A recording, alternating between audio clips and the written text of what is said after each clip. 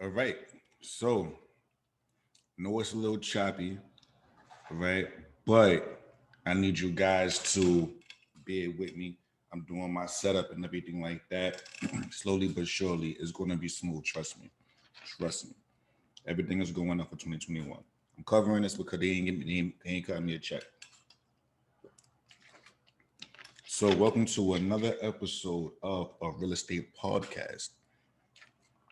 Today's guest is someone who completely helped me um, with my cold calling. I was super stuck, and his name he runs a YouTube channel, and I was watching his content, and what happened was he just I emailed him. I was on this email list, and I emailed him, and he responded. And we're going to get into this when he's on. Um, he responded, and he just the piece of advice he gave me was just so like duh. You feel me? Like, hold on, I seem a little smitty. Hold on, I gotta make sure this is official. Oh, that's what it is. I went. Hold on. That's a lot better. I'm sorry. I had like OCD with that. It was giving me anxiety. But yeah. So the simple piece of advice that he gave me was just so like, hold on. I'm sorry. Let me look. When I get my whole setup together, they're gonna be like, oh, Christian wasn't playing. Trust me. Trust me. They're gonna be like, oh, put this over here. I'm gonna bring the got the microphone here. Excuse me. Okay. So the advice that he gave me was like so duh. Like, why didn't you think of that earlier, Chris? Like, it was so simple. And it's a saying. I don't know if it's in sales or if it's just in real estate. The saying is KISS, right? Keep it simple, stupid. That's that's what it is. Hold on, I'm getting a phone call. Getting a phone call right now. Sorry, guys. It's my wife. So I let her know like doing a podcast right now. You gotta chill. You feel me? But she responded back. She said, "Sorry, babe. It's okay, my love. It's okay, my love." She drives me crazy. I tell you, you know.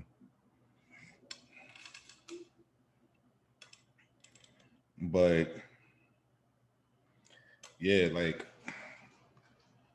once I started doing this podcast, he's somebody who I said I need to have on an episode. Not want, need, because there's a difference between wants and needs.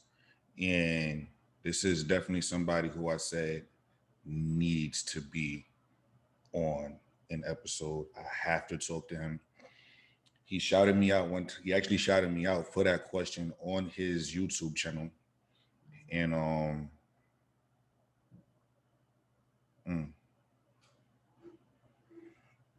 it was just amazing. So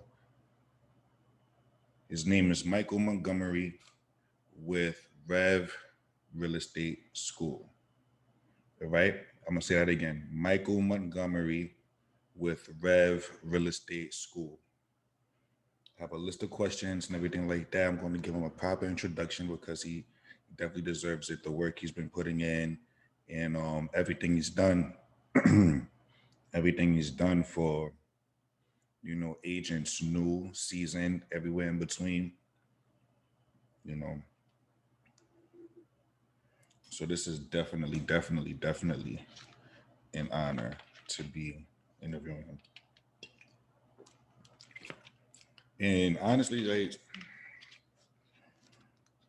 some people can feel like real estate is a thankless job,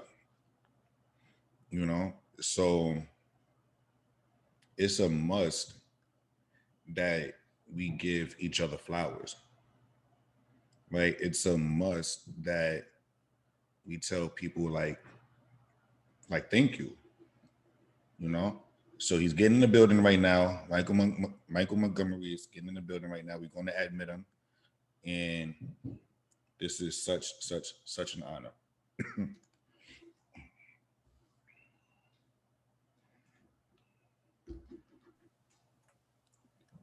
Hey, Chris. Michael Montgomery, the legend, is How in are the you, sir? building. I'm doing good. How are you? Good. I love your background. Very, very New York-like. Most definitely. It has the bridges, it has the roadways and everything like that. So most definitely. I appreciate it, man. How are you? Good. Been a busy week, but Yeah. really been looking forward to this call. So I'm really, really excited to be connected with you. Thank you so much. I thank you so much. So I wanted to thank you for giving me this opportunity of speaking with you. I hold you in a super high regard, and all of the influencers that influenced me, I want to give them their flowers on a personal level. So this is my way of saying thank you, speaking with you in sort of person, and doing things like that.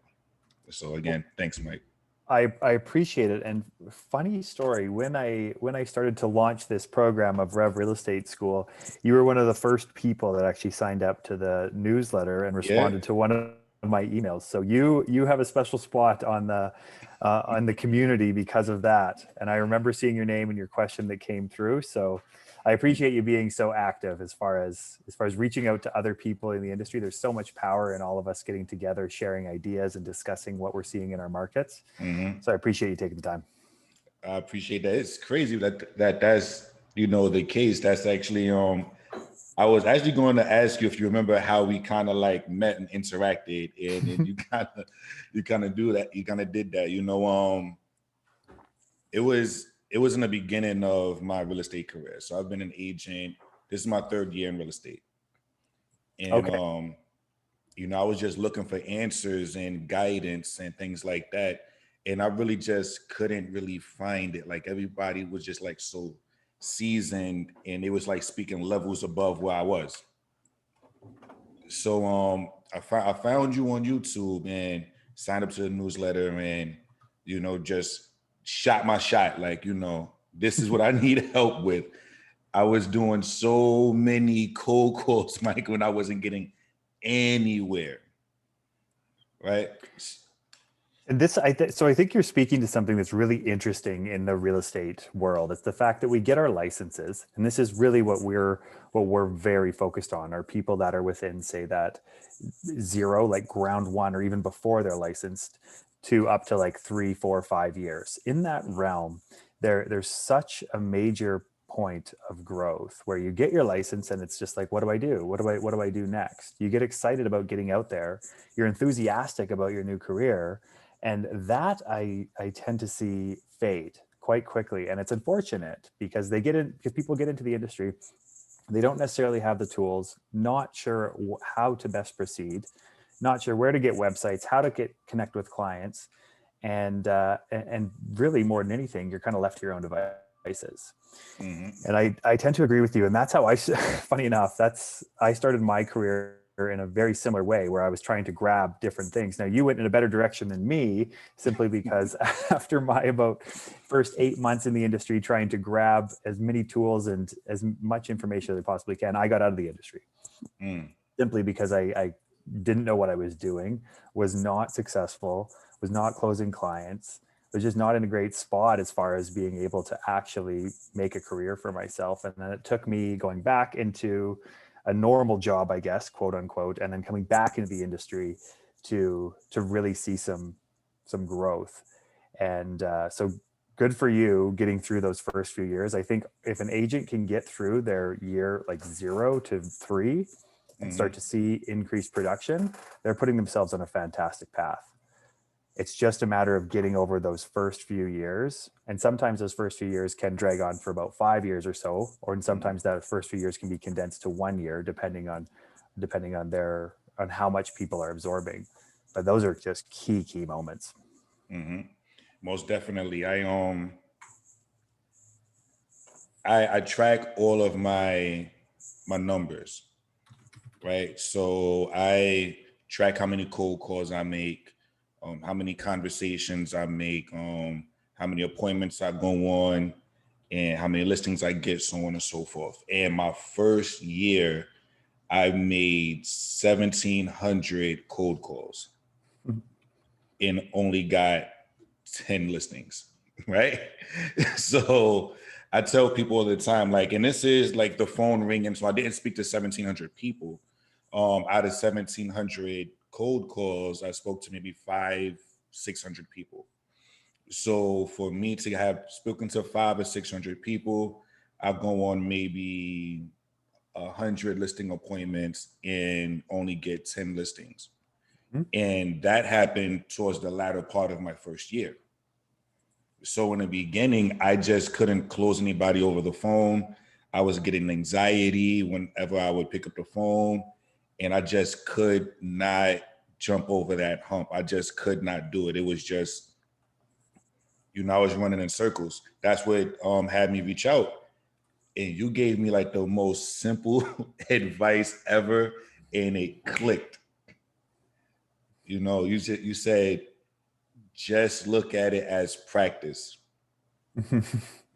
Yeah, that's one thing that we really subscribe to, as this concept that we put, well, so as far as your numbers are concerned, you're actually well above average as far as your conversion rate from a cold call to a listing presentation to an actual listing. So like that's well above average, although I know that it can be quite time consuming, and it can wear on a person to just be cold calling day after day. But one of the big issues is that we tend to think that everything is like the main performance, that everything is that performance that we have to be perfect on. And that ends up increasing our anxiety level at a dramatic rate. And we end up underperforming because we're just trying to put ourselves into this position of needing to perform every single time. When we take a step back and we think of each cold call being just practice, like all we're trying to do is improve our skills from one phone call to the next, the pressure drops. And then over time, our performance increases. And I think that the more that agents, especially newer agents, but seasoned agents as well, can stop putting that level of pressure on themselves and start treating their real estate practice as a craft, like they're learning it. It's like they're learning a sport, like they're learning to learn a new instrument. You're not just going to come out and start playing the guitar like an absolute whiz. You're going to slowly practice and learn and grow from there. And it's not like you're stepping onto the stage as soon as you make that first phone call. And by doing that, I find when your anxiety decreases, your ability to learn increases dramatically. So I'm glad that worked for you. Yeah, it was once you said that, in the email, then you put it on YouTube, and I seen it. It was just like, wow, like, let me try that. Let me shift my thinking and really say, you know what, this is practice. So if I get the listing appointment, great, practice worked. I practiced well. If I don't get it, great, I was just practicing anyway. It's a win either way. It's a win either way. Yeah, and it depends. When you start to look at it that way, every single cold call that you make is either a win or a learn. There's no such thing as a loss. It's a win or you've learned something. Or you may have learned a number that you're never going to call again if they were profanities at you. But that makes us stronger as salespeople, right?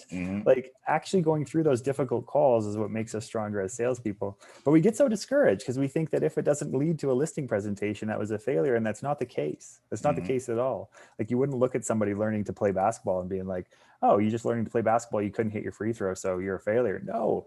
You're learning as long as there's incremental improvement, and incremental improvement can mean improving slightly after each call. It can be improving at a rapid pace. Regardless of the pace, I'm not concerned at all about the pace. I'm just concerned about every single rep getting slightly better than the last one.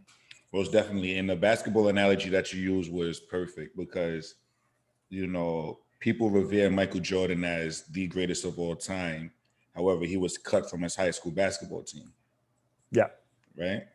So, like that right there that you said was just so strong, and it helped me dramatically. I do the most cold calls in my company now, which results in me getting the most listings in my company.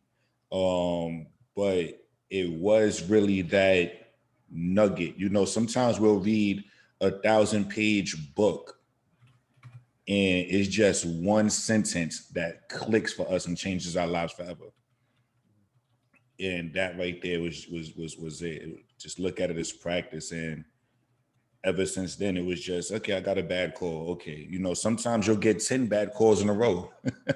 And you're like, oh man, it's killing me. But you don't need to get all 10 people to like you. You really need one. And maybe on that 11th call, you get the listing that you need. That'll change your life. So sometimes you just gotta go through the snow. Absolutely, absolutely, and I think that also speaks to this concept that a lot of agents, they're going to go to a seminar, listen to a podcast, read a book, and they're going to get really pumped up, and then they're going to say, okay, this is my plan, I'm going to run with it, and they over-index on intensity over consistency. And so what you've done really well is you were intense off the start, but you kept doing it. You kept you stayed on the path. And a lot of agents will start, and I think any one of us has done something like this.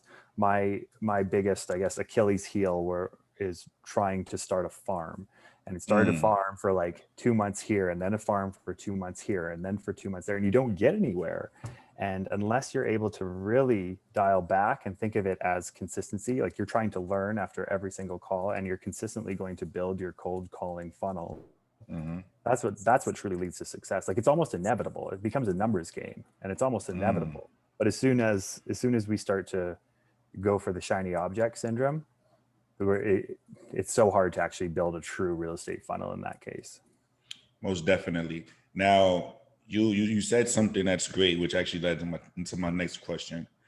Consistency, right?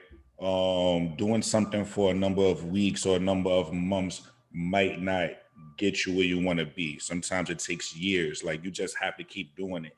It's a repetitive thing, and also a numbers game. So now, the I know you subscribe to the 8x8 and a 33 touch, right? Now, that's an effective campaign. I implement those as well.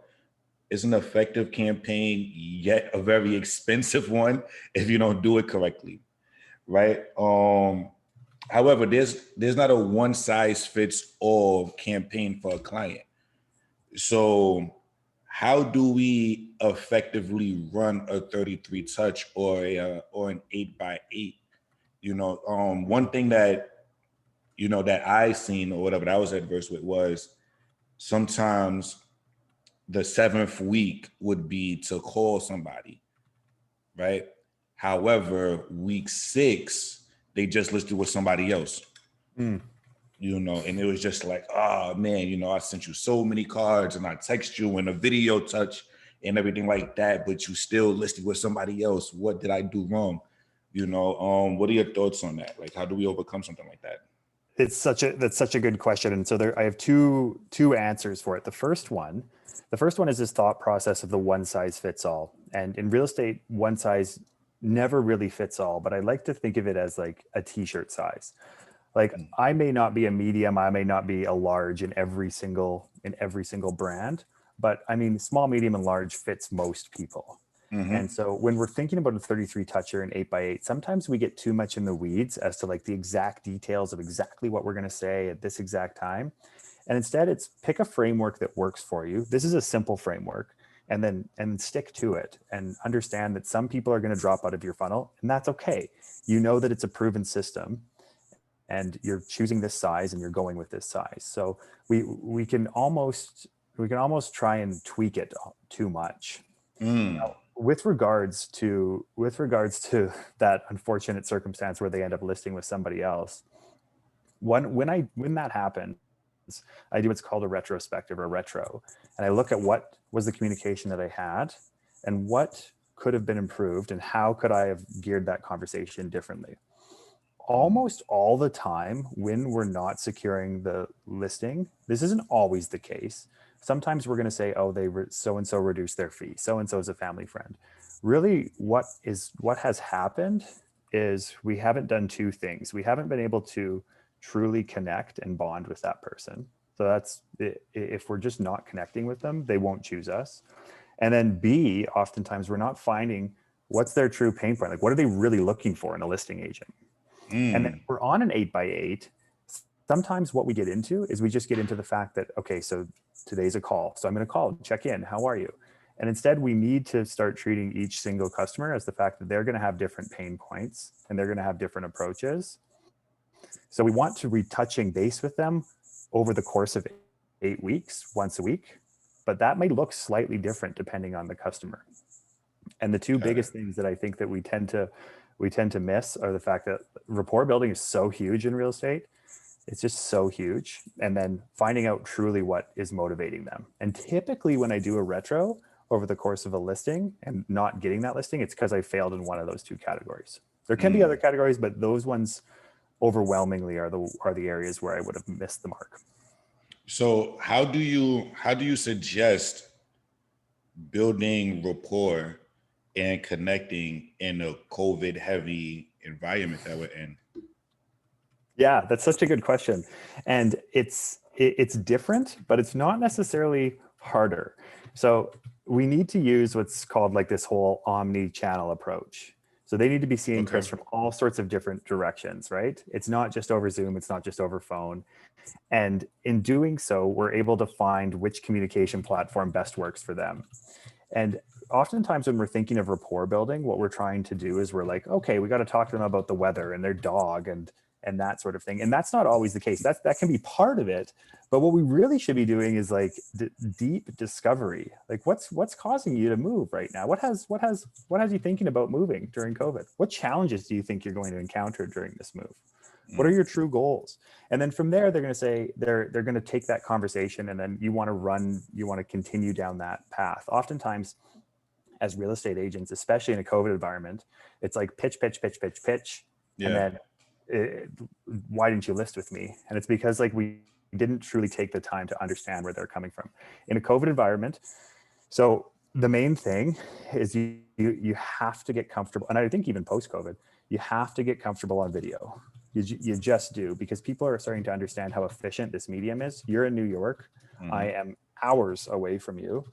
Yet we can connect in 1 second. And I mean, this sort of concept is going to continue. Doing listing presentations over Zoom for people, they now understand that this is a possibility.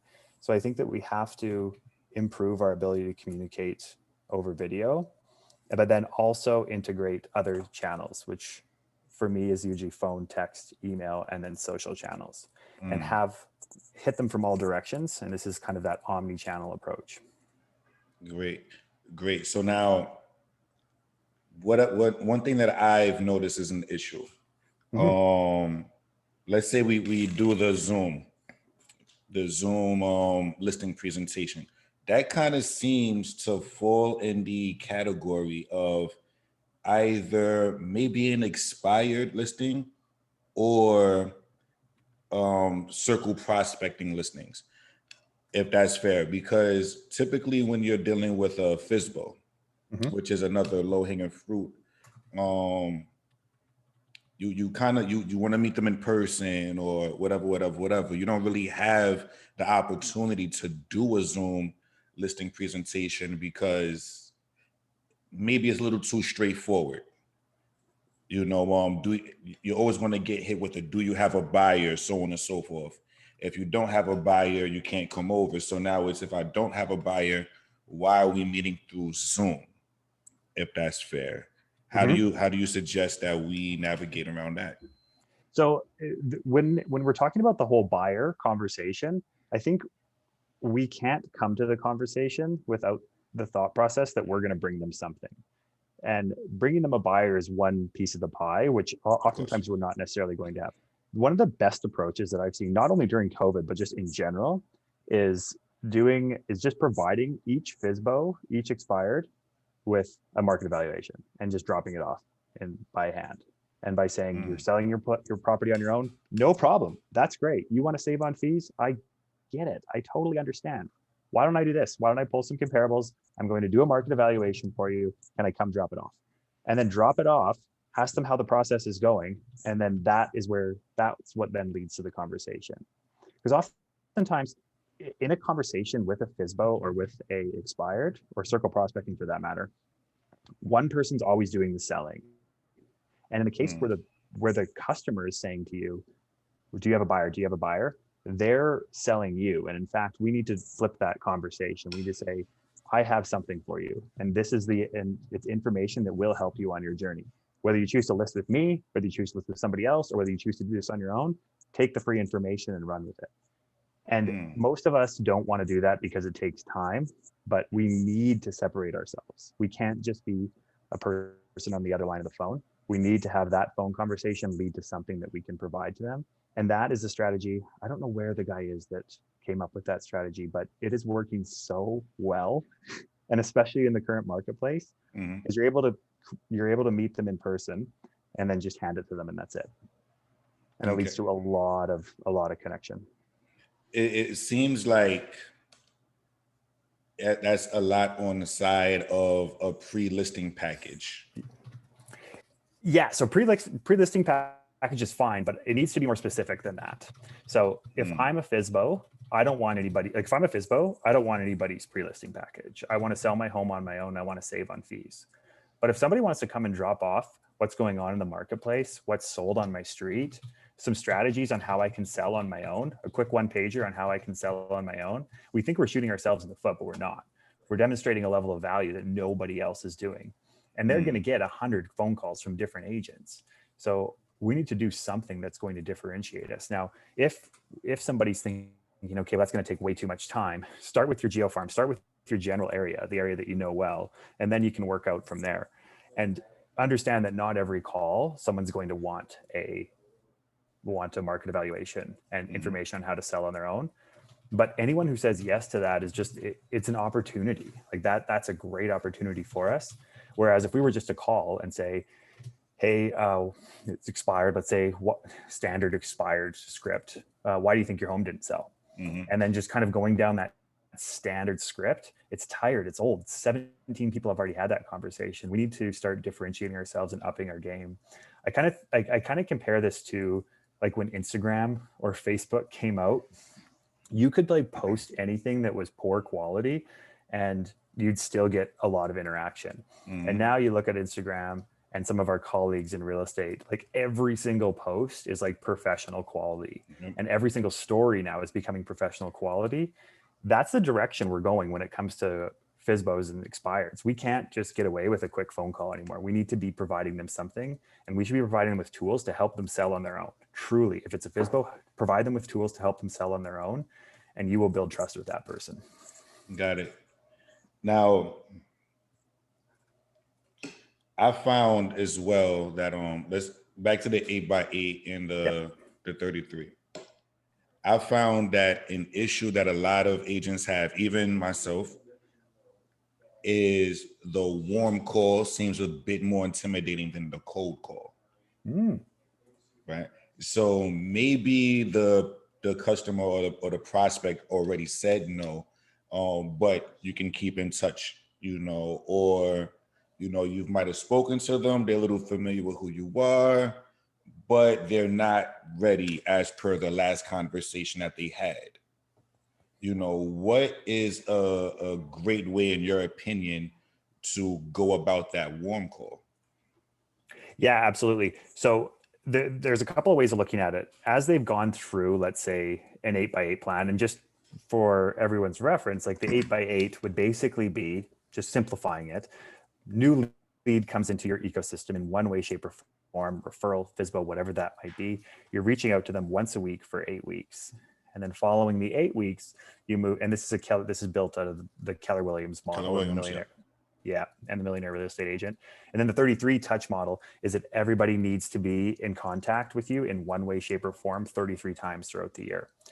when people see that number, they oftentimes think, well, how the heck am I supposed to make 33 calls to each one of my clients every year? And that's not the case. That can be by way of, so I have 2 emails that go out every single month. One is just a general email and one's a market report specific to their area. So right there, that's 24 touches that have already been taken care of over the course of 1 year. So when it comes to these warm calls, we need to be, again, coming from a place of what does that person want from us? And the second thing that we need to do is we need to let people make their decisions on their own time. And we need to stop thinking about ways that we can convert them instantly. And instead, if they're not ready to make a move, what are they wanting at that point in time? What do they want at that point in time? Do they want information on communities? And when we're making those calls, I think one of the biggest mistakes that a lot of people in real estate make is they make these warm calls and they're like, are you ready to go look at some homes? And they're like, no, absolutely not. I'm not ready to go look at some homes. Like, you're trying to fit them into a process that they're not ready for. So instead, give them a call and say, look, there's one home that came up, really interesting. Going to flip it to you over email. No pressure whatsoever to go look at this. I love the line of no pressure. And in emails, I use the line of no need to respond in these sort of cases, because I want them to understand that I'm here and I have eyes on the market for them. And I'll say that to them, but don't feel pressured to go out and start looking at homes yet. Let's do that whenever you're ready. In the meantime, is it okay if I just keep sending you the odd property that I think could be of interest? And that's all it needs to be. Like, we need to stop thinking about how we can get a person from A to B, and we need to start thinking about how they're going to move from A to B at their own time, and at what stage we can provide information. I find one of the biggest challenges for agents is when they don't know what to say. Yeah. So they have a lead and they're like, I've been in touch with them. It seems like they're interested, but I don't know what to say to them. And at that point in time, I say you need to drop what you think of as like a standard. Your standard right now is that you're bringing them like the perfect home, and instead, what's going on in the marketplace? What's happening with sales? What's an interesting property that's came up that made you think of them? Anything along those lines can be perfectly fine. And that's the call piece. The second piece that we haven't even discussed is the fact that you can be connecting with these people and staying in touch with them using social. So if you have them on LinkedIn, Instagram, Facebook, we use a strategy. It's from a friend of mine. His name's Sean Carpenter, and he came up with this strategy he calls social media high fives. And every single day he comments on 5 social media posts and comments. They can't be like reactions or likes. And you strategically comment on those people that are in this kind of warm, nurturing bucket so that you stay top of mind with them. And that counts. Like, that counts as an interaction. We're thinking we need to pick up the phone and make a call. And sometimes we do. Most of the time, most agents are afraid of the phone, so they should call more. But the other piece to it is we can just be commenting on one of their posts on Facebook, and that counts. Wow, I never thought of that. That actually makes a ton of sense. Again, it goes back to the omnipresence that you were referring to. Yeah. Where you're kind of everywhere. Like, wow, I even see Mike on Instagram, on Facebook, Twitter, or something like that. It's just, I've never thought of that. Yeah. And we think we need to structure like the perfect phone call and have like this perfect house for them when we're making that call. And that's not the case. They're not expecting that. They could not even be thinking about real estate at this point in time. And if we end up forcing real estate down somebody's throat when they don't want it, that just pushes them away from us. So instead, what I like to do, integrate some phone calls. The reason why I ask agents to integrate phone calls is because most agents don't want to. And typically, when you're looking at like your list of things to do for the week, month, year, whatever that might be, there's a few things on that list where you're like, I don't really want to do that. And those are the things that you really need to do 9 times out of 10. And typically what I find with agents is they have to make like 5 or 6 phone calls 1 week. And they're like, this is one thing they don't want to do. They don't know what to say. And all you really need to do is choose between a check-in, a piece of information, a market update, and that can really be it. That can really be it. And then the rest should be connecting on social.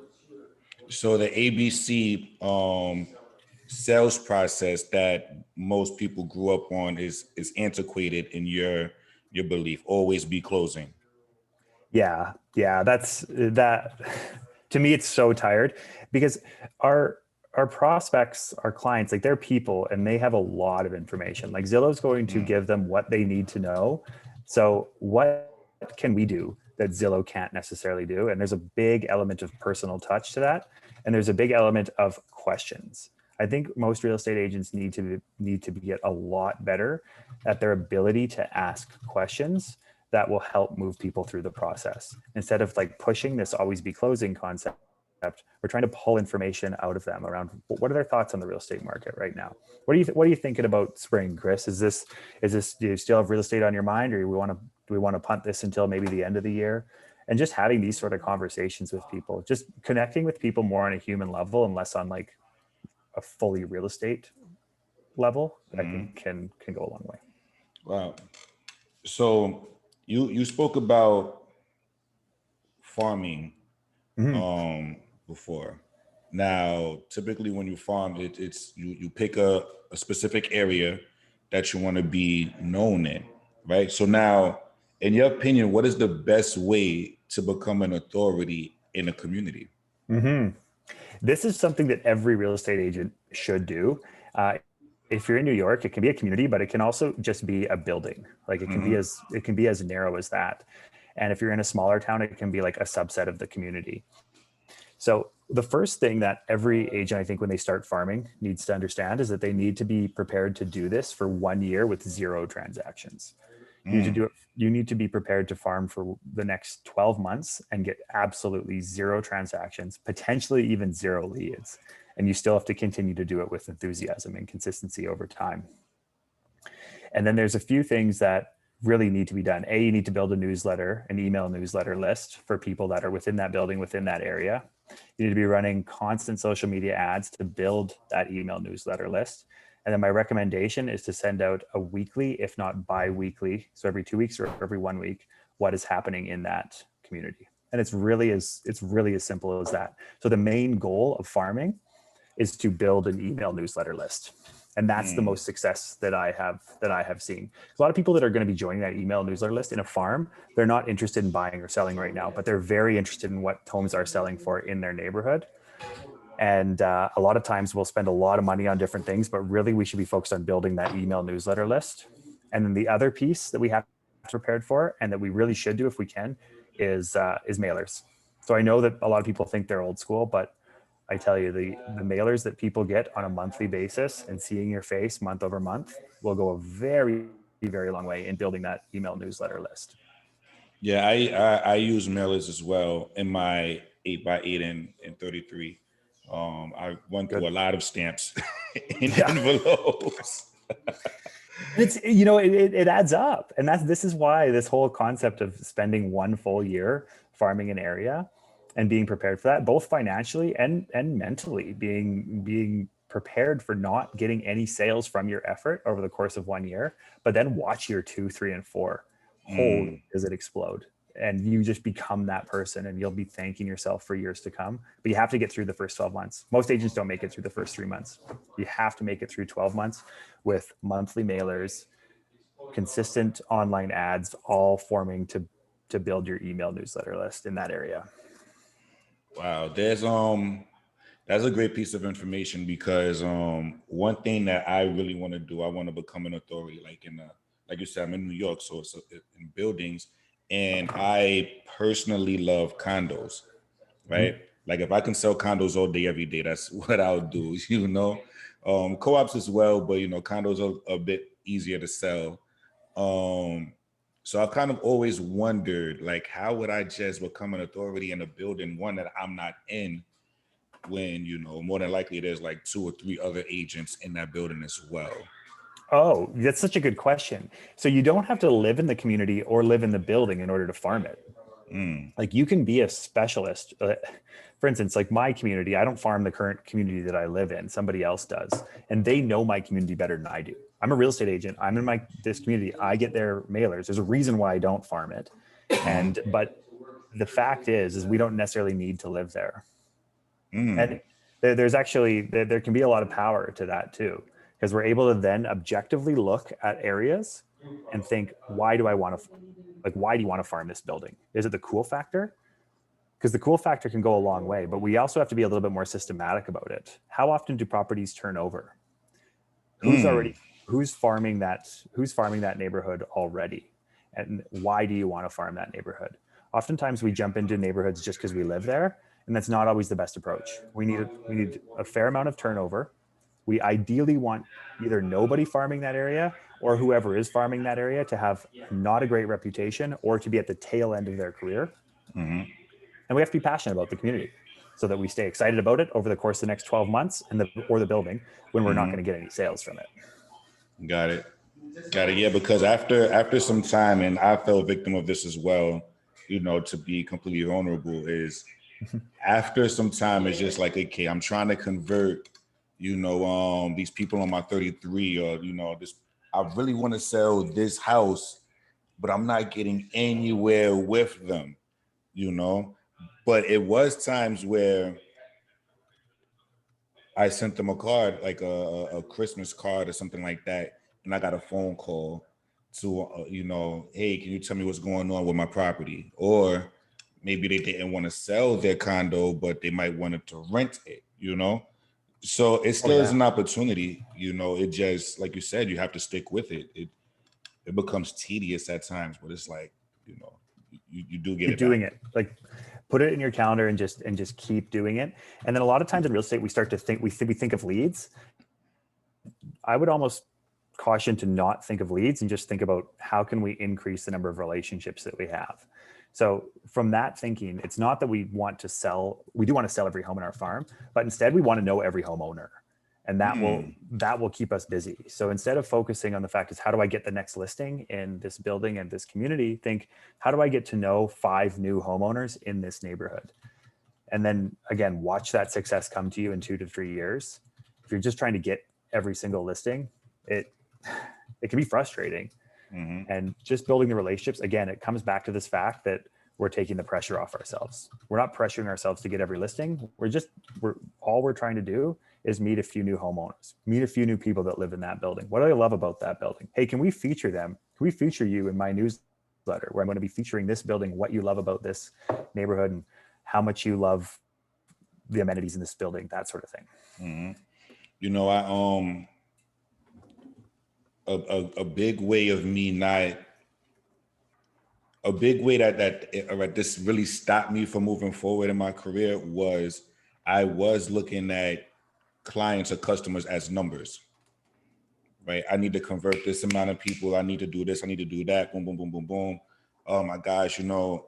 But then once I started saying, you know what, how can I actually help these people and listening to them, also listening to what they're not saying as well.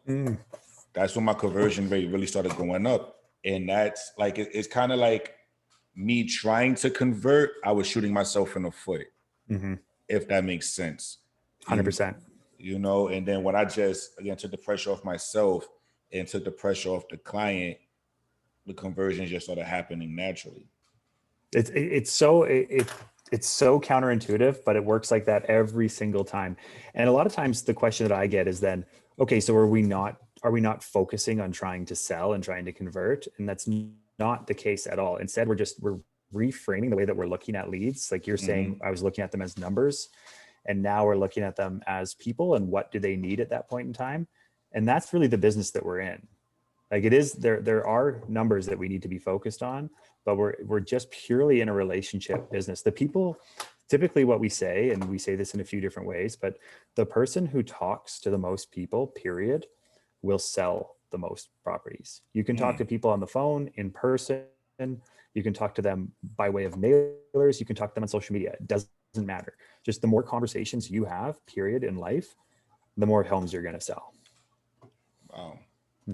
Now, outside of cold calling, what have you found to be the most effective way to lead generate? Yeah. And I think we need to be very focused on what works and not necessarily always thinking about how we can reinvent the wheel. And we need to always come back to our sphere because that's 90% of most people's business. And that's where a lot of people actually don't focus as well as they really could be. They get very, very focused on different lead generation strategies instead of just taking care of the people they know. And whether that number is 10 people, 100 people, or 200 or 1,000, taking care of those people will just always keep food on your table. And then, so what I like to do with people is I like to say, okay, so think of it in different streams of business. Your sphere of influence will always be that main sphere or that main bucket. And then try to pick 2 to 3 more buckets that you want to focus on and focus on them for a year. So your sphere is going to be your main one. And then most people will choose social media and then geo farming and maybe cold calling or maybe B2B. So we call B2B like going out and meeting other business owners in a neighborhood. So what are these 4 streams that you're going to choose? And then what are going to be your strategies for them? And instead of just trying to go different directions with lead generation efforts, commit to a lead generation effort for 1 year. Because in real estate, a sales cycle is typically 3 months to 6 months. So whatever you do now is going to benefit you 3 months down the road. So if you try and do something for 3 months and try cold calling, you're not going to get anywhere. And your sphere just needs to be that golden egg that you just always take care of. That makes sense. And it's great that you said the 3 to 6 months, because I tell a lot of the agents in my office and that come to me for advice, you know, whatever quarter you're not in the quarter that you think you're in, right? So like right now is Q1 of 2021. However, whatever you do now isn't going to close until Q2, maybe Q3. So even if you should get something in contract today, it's going to close in about 60 days. So you're not going to get paid out until Q2. So you're really living ahead of your time, if that makes sense. Yeah. So you have to prepare for that. So if you want to cold call now, and even if you was to get a listing, launch it the same day, get in the contract the same day, it's still not going to pay off until the next quarter. So you got to think ahead, and you got to, if you're going to set goals, you have to set goals ahead of where you are now, and work towards that in an effective and clear way. You know, so it's great that you said that. Yeah. And even like those cold calls that you're making, like those people, they're not necessarily going to convert and even consider using your services for likely 3 months of nurturing, right? They'll get the odd one that's like, yeah, come over, let's look around my house, and then you end up getting a listing. That's great. But most of them are going to be 3-6 months periods of just nurturing those people before they actually turn into valid prospects. Yeah. Now, in marathons, there's something called the wall, right? Where you feel like you can't go any further. It's too much. You can't take it anymore. You just want to give up. Have you ever hit a wall in real estate? And if you did, what was it? How did you overcome it? A good question. So I come back to the concepts. I'm sure you've heard of him. This whole David Goggins movement right now, and he's The Navy SEAL. The Navy SEAL, and so he talks about the 40% and how when we think we're at our limit, we've only hit 40%. The remainder of it just becomes mental. So so the answer to your question is absolutely yes. Have hit that multiple times.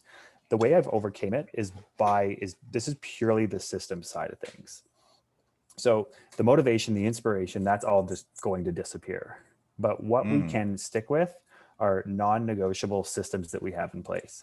So if your system in place is that you are going to send a postcard at the end of every month and it's on your calendar, you may not want to send that postcard at the end of every month, but it's part of your system.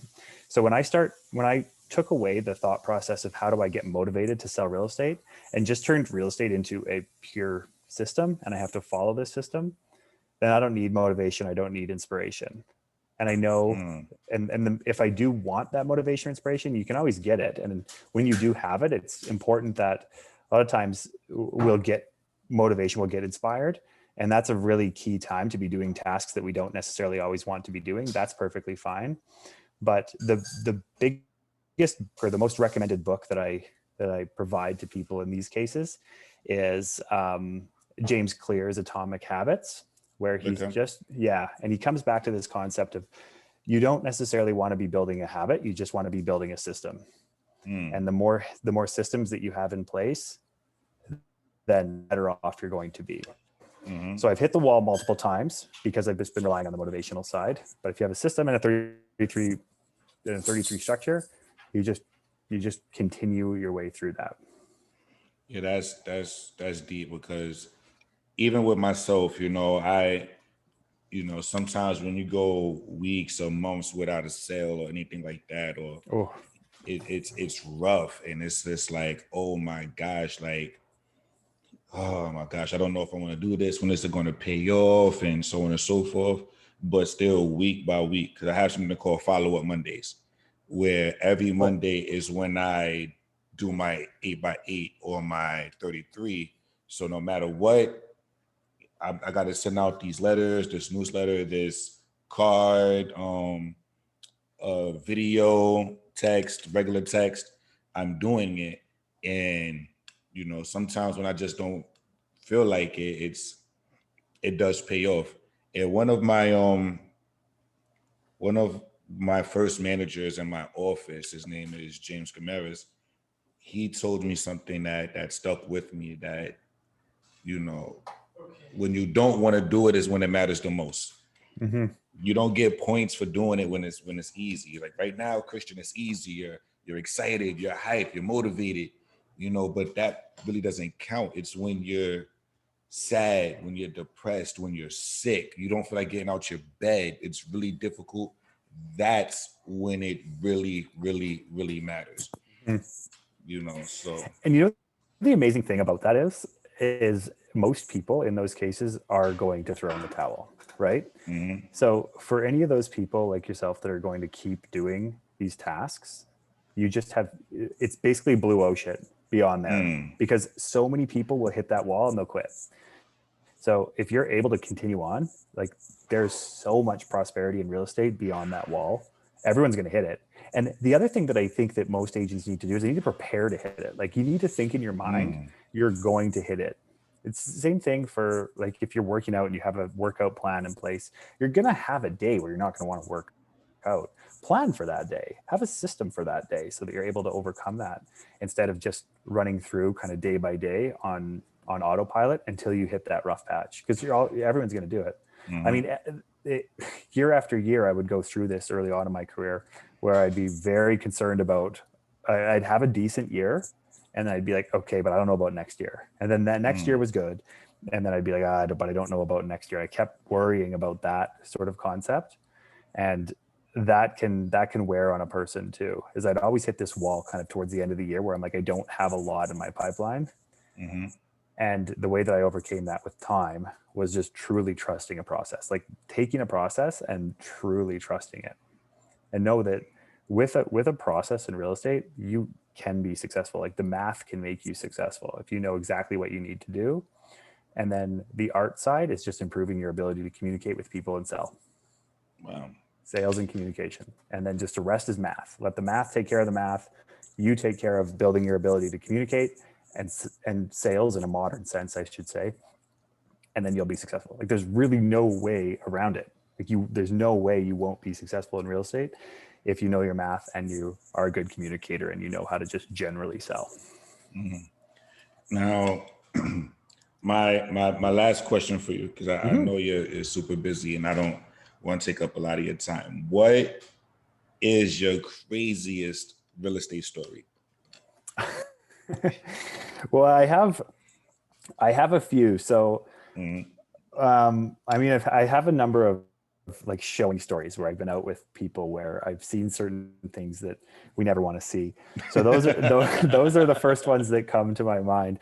But one that I would say I think about quite frequently is this whole network, or this kind of like spider web impact that can happen within real estate. And I come back to this story of when I first started to go out and network. So I decided, okay, this is going to be one of my strategies here. I'm going to network. Didn't like doing it, hated it. In fact, was like very nervous to go to these events where I had to like shake hands and do all the business cards. And the event that I went to, my first one, I ended up driving around the block like 6 times. I almost said, forget this, I'm not going in. And anyways, I treated it like I went back to this whole concept of practice. And I was like, I don't care what comes of this. It's just going to be good for me personally to go and do this.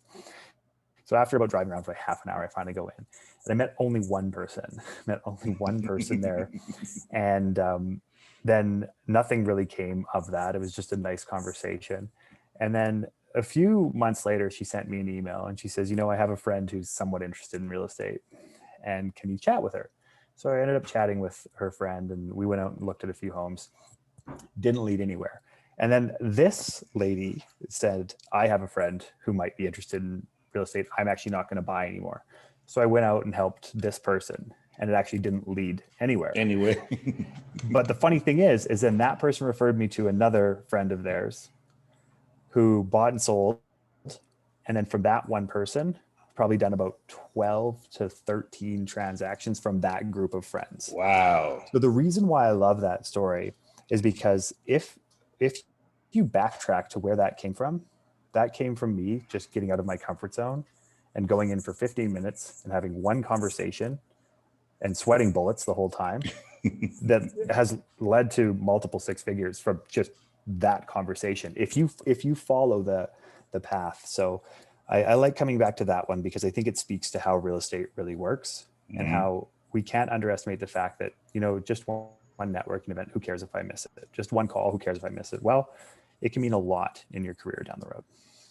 Wow, that's a crazy story right there. Yeah, it's interesting.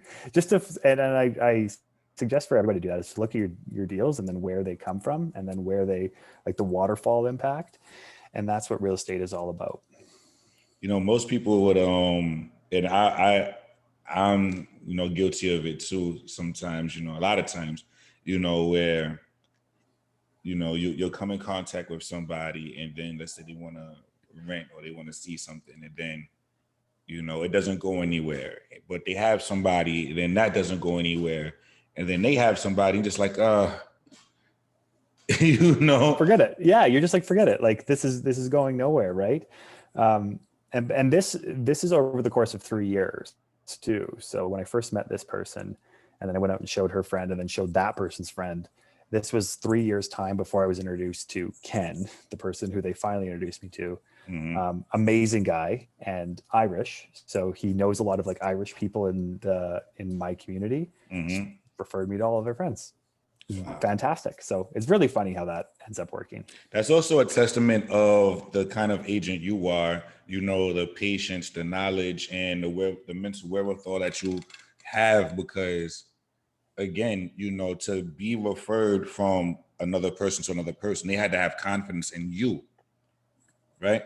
So that's great as well, because, let's say another agent might have lost out on that opportunity because they were easily irritated or not knowledgeable or anything. Like they just didn't carry themselves well, and they just missed out on that big of an opportunity, So that's a Yeah, everything is like this domino effect in real estate, but so that's the positive side. And then the dangerous side is coming back to your point where you're like, well, what do you do when you don't actually want to do what you need to do, for lack of a better term? Well, if you don't do that, it's the dominoes fall the other direction, where you don't end up going to network events. You don't meet so-and-so, and they don't introduce you to so-and-so.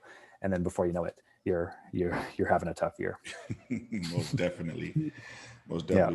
Well, Michael, I really, really, really appreciate you giving me your time and things like that. And, everything you've done for me, everything you've done for the real estate community, new agents, seasoned agents, and everybody in between. It's really appreciated. If nobody wants to say thank you, I want to say thank you from the bottom of my heart, because I would not be here without you and the advice that you've given me. So thank you so much. Well, thank you so much. I really enjoyed this conversation, and I appreciate you going the extra mile and having these talks. It really helps, I think, everybody in the real estate industry. So thank you. I hope so. Okay. We'll chat soon. Awesome. Have a good one. See ya.